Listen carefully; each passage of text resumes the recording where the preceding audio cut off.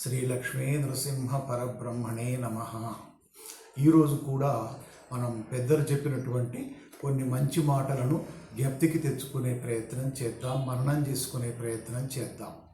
అందులో ఒకటి ఏంటంటే గాంధర్వంచ కవిత్వంచ శూరత్వం దానశీలత అభ్యాసేన నలభ్యంతే చత్వారః సహజా గుణాః అంటారు పెద్దలు. గాంధర్వము అంటే సంగీతం. కొంతమంది తమకు గొంతులో మాధుర్యం అనేది లేకపోయినప్పటికీ ఏవో కూని రాగాలు తీస్తూ ఉంటారు. అలాగే మేము కూడా గాత్ర కచేరీలు చేయగలము, పాటలు పాడగలము అని ప్రయత్నం చేస్తుంటారు. కానీ అవి వినటానికి అంత సొంపుగా ఉండవు. అది సహజంగా రావాల్సిన లక్షణం గాంధర్వం సంగీతము. అట్లాగే కవిత్వంచ, కొంతమంది పాండిత్యం ఉంటుంది కానీ కవిత్వం రాయటం కష్టమైపోతుంది.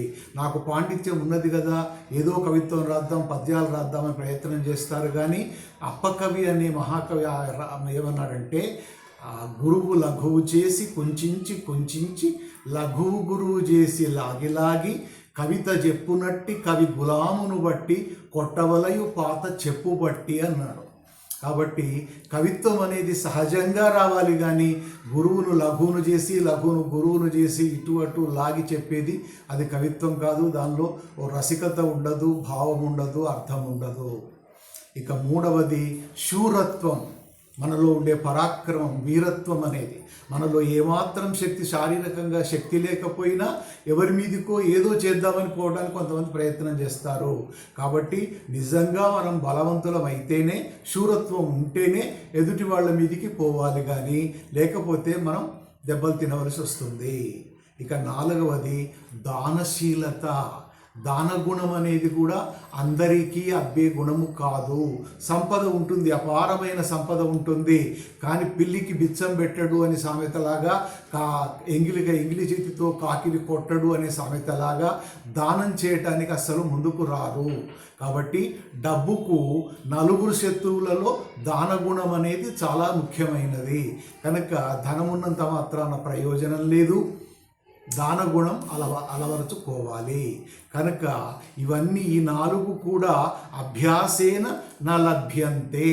మనం ఏదో సాధన చేయటం వల్ల ఇవి లభిస్తాయి అని ప్రయత్నం చేస్తే మాత్రం మనమే వెనుకకు పోవలసి వస్తుంది, ఓడిపోవలసి వస్తుంది. చత్వారః సహజా గుణాః. ఈ నాలుగు కూడా సహజంగా అబ్బే గుణాలు, కానీ ప్రయత్నం చేస్తే వచ్చేవి కావు. ఇక మరొకటి అజాయుద్ధే ఋషిశ్రాద్ధే ప్రభాతే మేఘడంబరే దంపత్యో కలహే చైవ బహ్వారంభో లఘుక్రియా అని. మొదటిది ఏమిటి అంటే అజాయుద్ధే, మేకల యొక్క యుద్ధం. రెండు మేకలు ఎక్కడి నుంచో, గొర్రెలు లేక మేకలు వెనకకు వెళ్ళి దూరంగా వెళ్ళి ముందు గబగబా ఉరికొచ్చి తలలు గుద్దుకుంటూ పోరాటం చేస్తుంటాయి. అది అజాయుద్ధం. ఋషి శ్రాద్ధం, అరణ్యాలలో ఉండే ఋషులు పెట్టే శ్రాద్ధాలు కూడా ఆడంబరంగా ఉంటాయి, కానీ వాటి వల్ల పెద్దగా ప్రయోజనం ఉండదు.